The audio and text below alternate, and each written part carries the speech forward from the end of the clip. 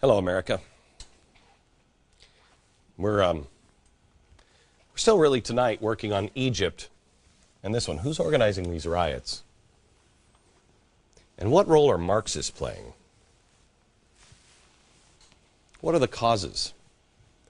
We've already talked about food storage and poverty and oppression. Those are all real. But tonight, we're going to focus here because nobody else will. And I have to tell you, I don't think I have ever seen the left react as quickly as they did to my theory that I shared with you. What was this, Oscar? Was this Monday? Monday? Yeah, Monday. Monday I told you, not a theory of the caliphate. This is fact. Caliphate. And I showed you how it could happen. And I was driving in this morning, and I'm listening to Fox and Friends, and I hear this woman get on, and she starts saying that, well, Glenn Beck is crazy, these crazy theories. I want you to hear it. Actually, she didn't say it exactly like that, so play it. This is from the Daily Beast contributor. Well, I find it astonishing that so many Republicans, on the one hand, crowed about democracy spreading throughout the Middle East when they were preparing to go to war with Iraq. And now that we actually see an uprising of the Egyptian people demanding the right to self-determination, there's not just skepticism, but kind of outright hostility, right? Your own network has been running absolutely, lunatic theories about this being some kind of conspiracy between Van Jones, Code Pink, Hamas, and the Muslim Brotherhood. What? Yeah. It's real. You're going to feel bad for her at the bottom of the hour. You are, because it's so, it's really like a fourth grade argument.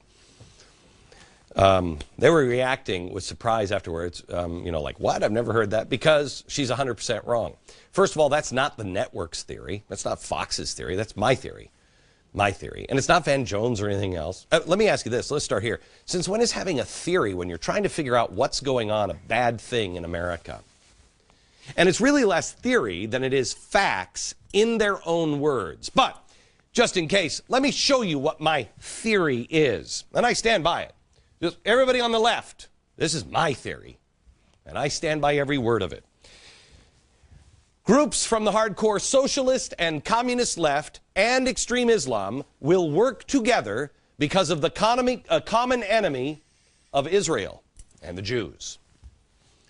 Do I have to remind you what happens to Jews under communism? Or how friendly they've been to Israel? Do I? Or how about the extreme Islam? Oh no, it's going to be good. Groups from the hardcore socialist left and extreme Islam and communism will work together because of the common enemy of capitalism and the Western way of life. It's not just capitalism. It's not the United States. It's your way of life in the West. And I stand by that.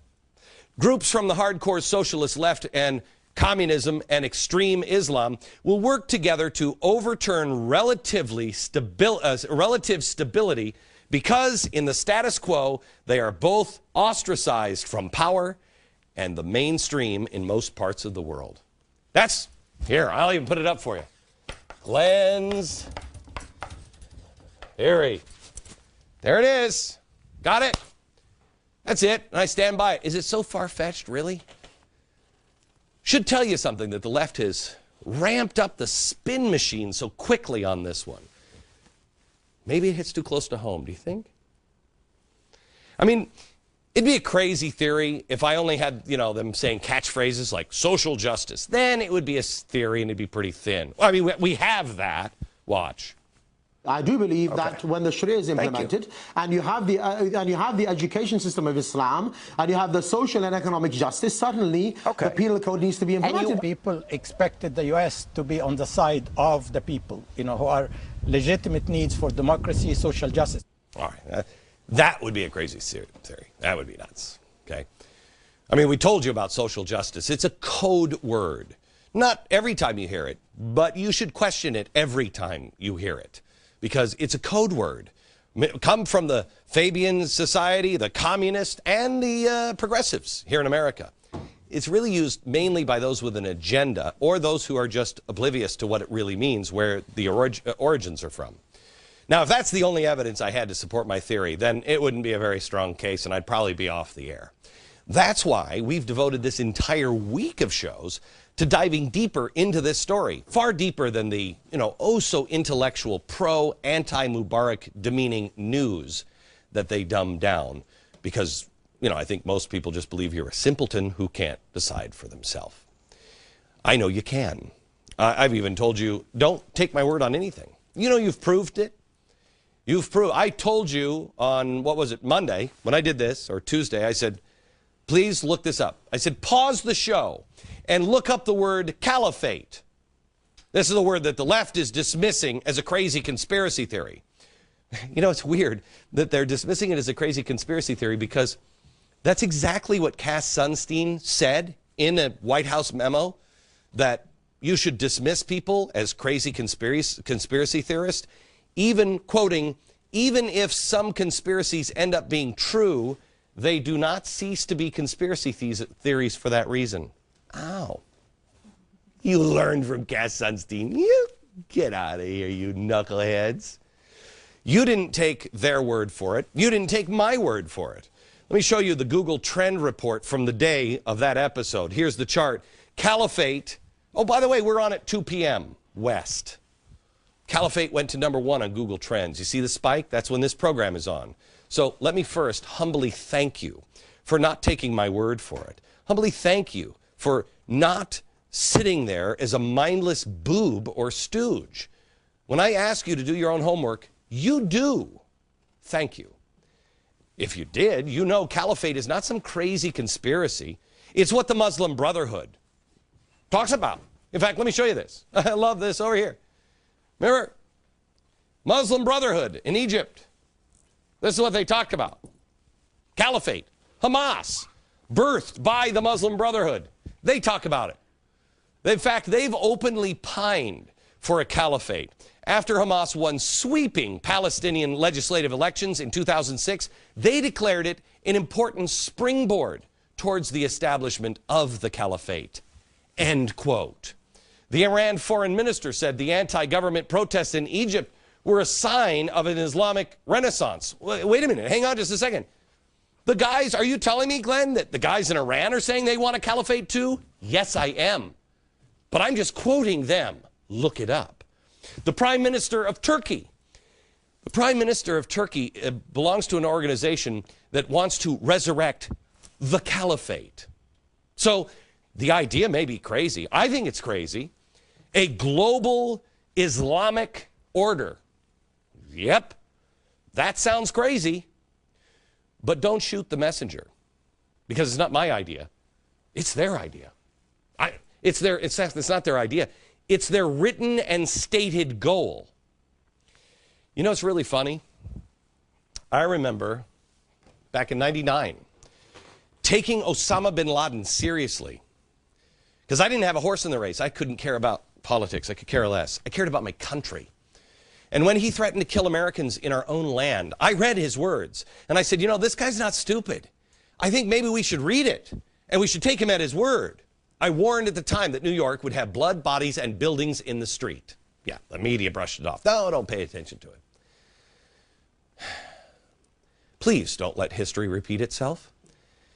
They want a caliphate. And it's not just the Muslim Brotherhood or Hamas. There are several. And yes, the Sunni and the Shia, they do argue. They hate each other. But they'll sort that out after they kill everybody else they hate more.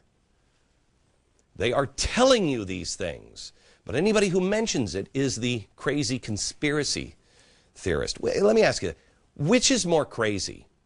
Taking people who have already demonstrated that they can behead people in the name of God at their own words, or calling somebody crazy who is repeating their own words and showing you the videotape of what they want and asking you to take them seriously?